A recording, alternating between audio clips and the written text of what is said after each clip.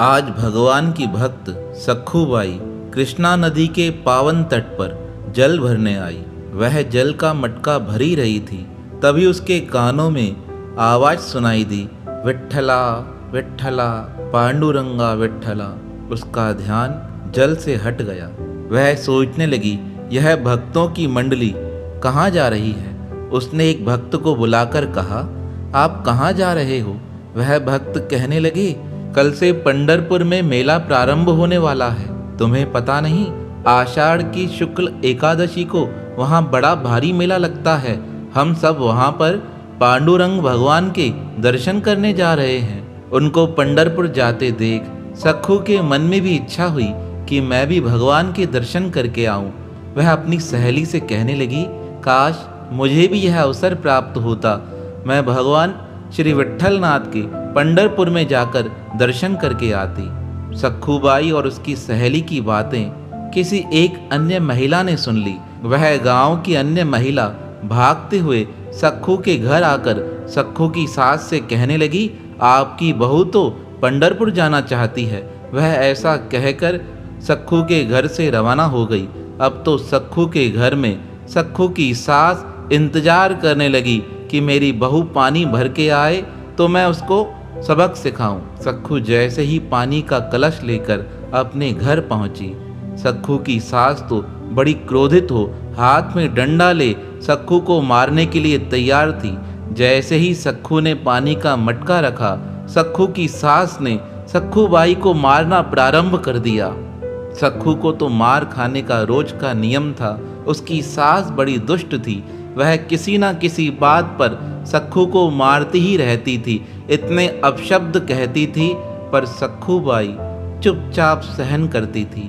वह सोचती थी, यह दुख और सुख तो परमात्मा के द्वारा प्राप्त होते हैं, मैं किसका क्या विरोध करूं।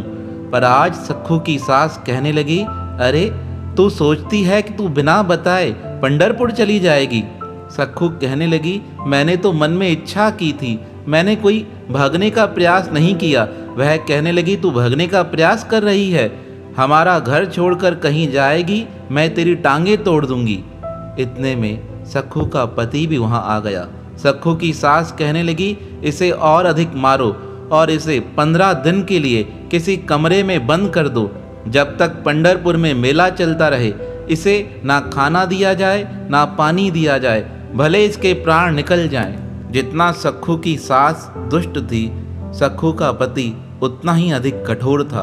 वह अपनी माता की आज्ञा मान सखू को एक कक्ष में ले गया। उस कक्ष में जाकर उसने बड़े जोर से रस्सों से सखूबाई को बांध दिया। अब तो 2 दिन निकल गए, कुछ खाने का नाम नहीं, पानी पिया नहीं था। आर्त भाव से सखू अपने परमात्मा को पुकार कर कहने लगी, हे प्रभु, मैं भली बुरी जैसी भी हूँ आपकी हूँ। हे दयामय, क्या तुमको मेरे ऊपर दया भी नहीं आती। भक्त की अंतःस्थल से की गई सच्ची पुकार कैसे व्यर्थ जा सकती है। वह तो त्रिभुवन को भेद कर भगवान के कर्ण छिद्रों में प्रवेश कर गई। भगवान का हृदय भी द्रवीभूत हो गया। सखू की आर्त पुकार सुन वैकुंठ नाथ का आसन हिल उठा। अब तो भगवान श्री विष्णु सखूबाई के समक्ष एक सुंदर स्त्री का रूप बनाकर आए। वह कहने लगे, बहन तुम पंढरपुर जाना चाहती हो। सखू कहने लगी, मेरे मन की इच्छा तो बहुत है, पर कैसे जा सकती हूँ। मेरे हाथ बंधे हुए हैं, पैरों को बांध दिया गया है और निकल भी नहीं सकती हूँ। तब स्त्री बने भगवान विष्णु कहने लगे, तुम अगर जाना चाहो तो पंढरपुर जा सकती हो, मैं तुम्हारे स्थान पर बंध जाती हूँ। सखूबाई कहने लगी, ऐसा कैसे हो सकता है। तब भगवान ने अपना भेष सखू से मिलता जुलता बना लिया। कहने लगे, देखो मुझ में और तुम में कोई ज़्यादा फर्क नहीं है, तुम चली जाओ, मैं 15 दिन कैसे भी यहाँ जीवन काट लूँगी। सखू को लगा, शायद परमात्मा ने ही किसे मेरे पास भेजा है। ऐसा स्वीकार कर सखू ने भगवान को बंधन से बांध दिया और कहने लगी, अब मैं जा रही हूँ। ऐसा कहा, इतने में तो सखू पंढरपुर पहुँच गई। पंढरपुर पहुंचकर सखू ने देखा, यहाँ तो मेला लगा हुआ है। इस बड़ी भारी भीड़ में मंदिर तक पहुंचना बड़ा कठिन है। वह पुनः प्रार्थना कर कहने लगी, हे नाथ, यहाँ तक बुलाया है, अब तो अपने चरणों का दर्शन भी करा दो। जैसे ही नेत्र बंद हुए, सखू तुरंत विट्ठलनाथ के चरणों के समीप थी। सखू के नेत्रों से आंसू आना बंद नहीं हो रहा था। वह भगवान विट्ठलनाथ को देखकर कहने लगी, अब तो मैं यह प्रण करके कहती हूँ, जब तक मेरा यह शरीर शांत नहीं हो जाएगा, मैं पंढरपुर को छोड़कर कहीं भी नहीं जाऊंगी।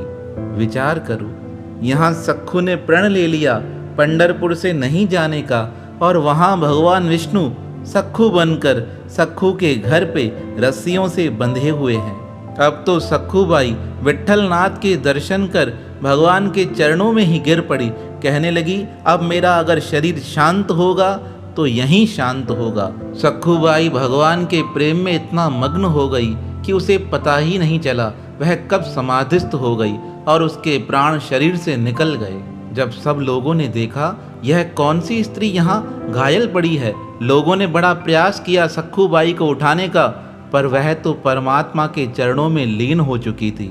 उसके प्राण तो शरीर से निकल चुके थे। मंदिर के महंत ने बुलाकर पूछा, अरे कोई है इसके साथ जो इसका क्रियाक्रम करे? बहुत लोग आकर सखूबाई को देख कर गए, पर कोई पहचानता ही नहीं था। तभी सखू के नजदीक गांव के एक ब्राह्मण सखू को देखकर पहचान गए। कहने लगे, यह तो सखूबाई है, यह तो करहाड़ गांव की निवासी है, मैं इसे जानता हूँ।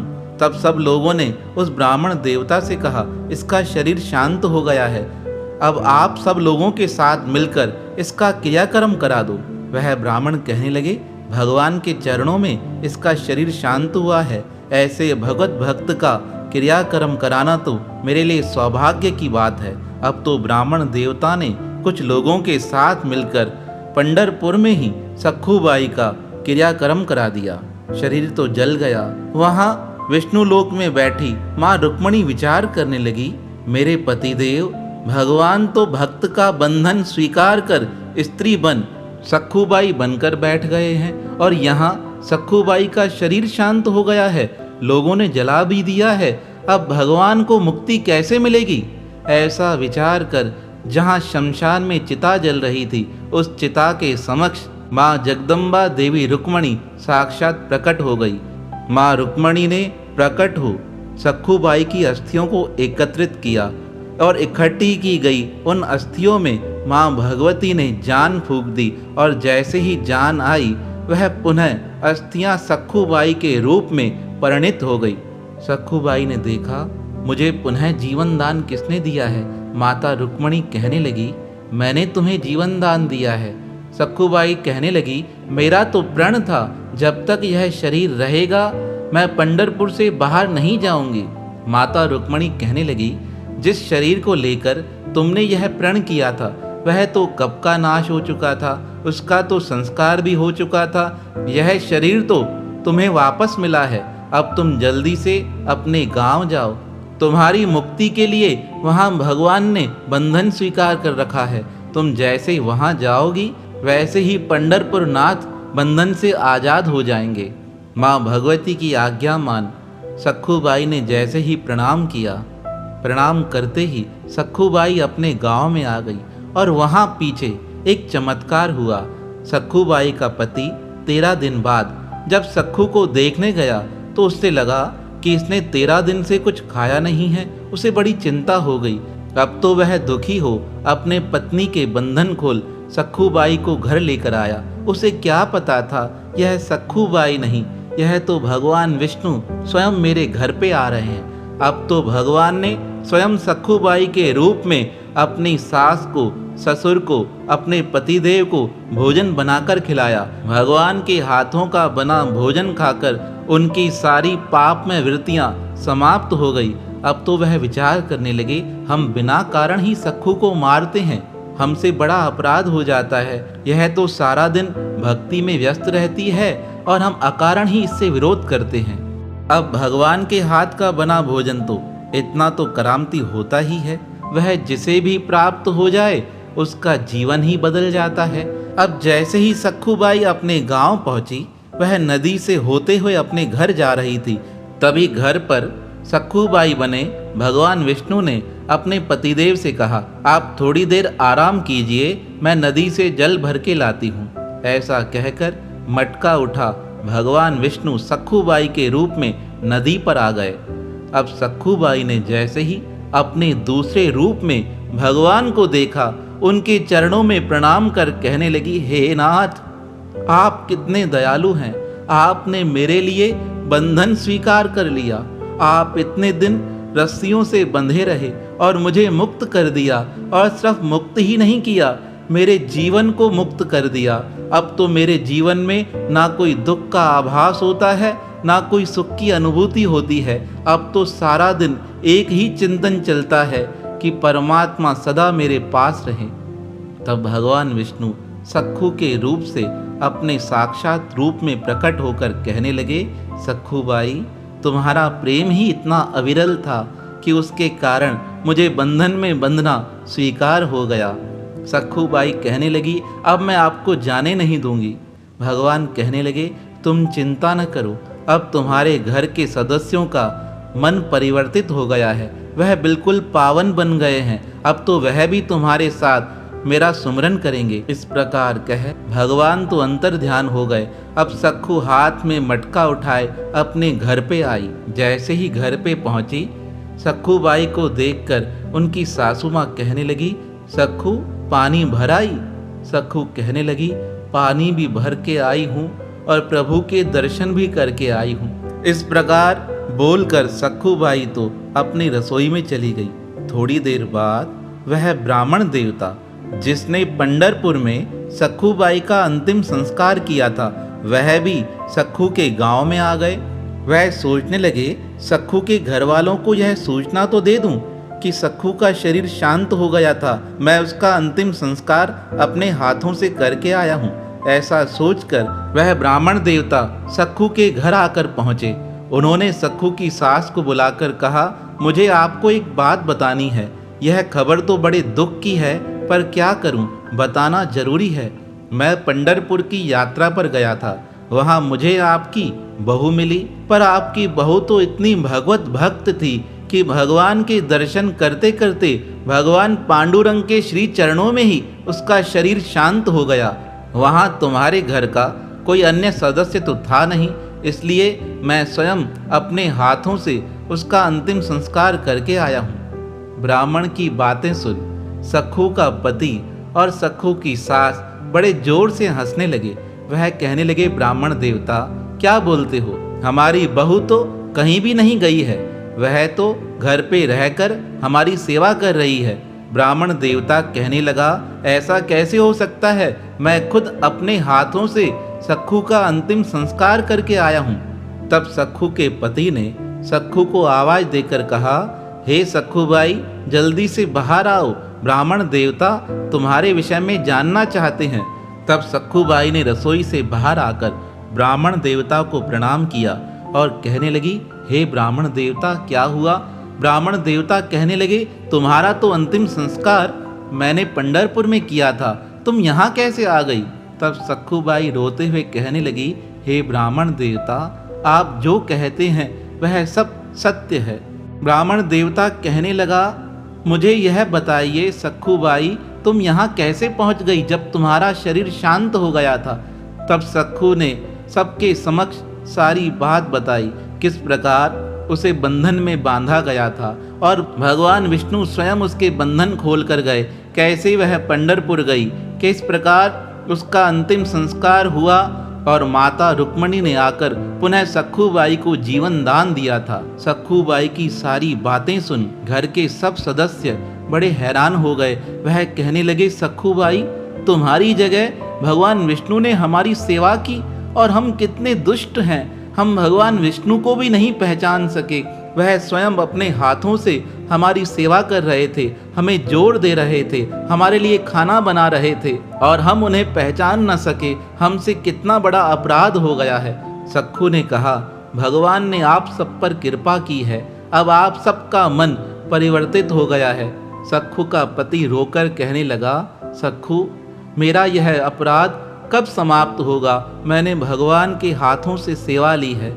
सखू कहने लगी, सारे अपराध समाप्त हो जाते हैं जब यह जीव परमात्मा का भजन करता है।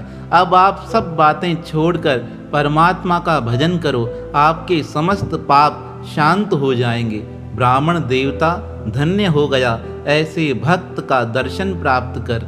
तो देखिए, परमात्मा स्वयं अपने भक्त के लिए बंधन में बंधने को तैयार हो गए। किस प्रकार सख्खू के लिए भगवान ने भक्त का रूप धारण कर लिया और 13 दिनों तक भगवान रस्सियों के बंधन में बंधे रहे। भगवान तो भक्त के बंधन को स्वीकार कर लेते हैं, बस भक्त के मन की पुकार सच्ची हो। जिस प्रकार सख्खू बाई ने की थी, उसकी दर्द भरी पुकार परमात्मा के कानों तक पहुंची और परमात्मा स्वयं चले आए। तो ऐसे भक्त वसल भगवान के पावन श्री चरणों में हमारा बारंबार प्रणाम है, प्रणाम है, प्रणाम है। काटो कष्ट हमारा प्रभु जी, काटो कष्ट हमारा, जन मन रंजन भव भय भंजन, ये है बिरद तुम्हारा। काटो कष्ट हमारा प्रभु जी, काटो कष्ट हमारा। द्रौपदा को बीच सभा में दीना चीर हजारा, कौरव का कुल नाश कराया, कंस के प्राण निकारा।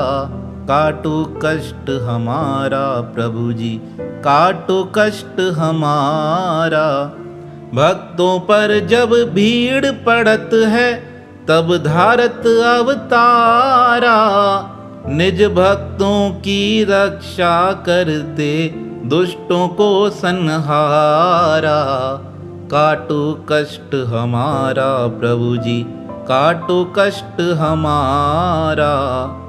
हिरणाकश्यप भक्त प्रहलाद को दीना दुख अपारा, नरसिंह रूप धार तब तुमने हिरणाकश को मारा। काटो कष्ट हमारा प्रभु जी, काटो कष्ट हमारा। कहे टेऊ मैं और त्यागे, लीना तब आधारा, कलु काल के कठिन समय में मेरा हो रखवारा। कली काल के कठिन समय में मेरा हो रखवारा। काटो कष्ट हमारा प्रभु जी, काटो कष्ट हमारा।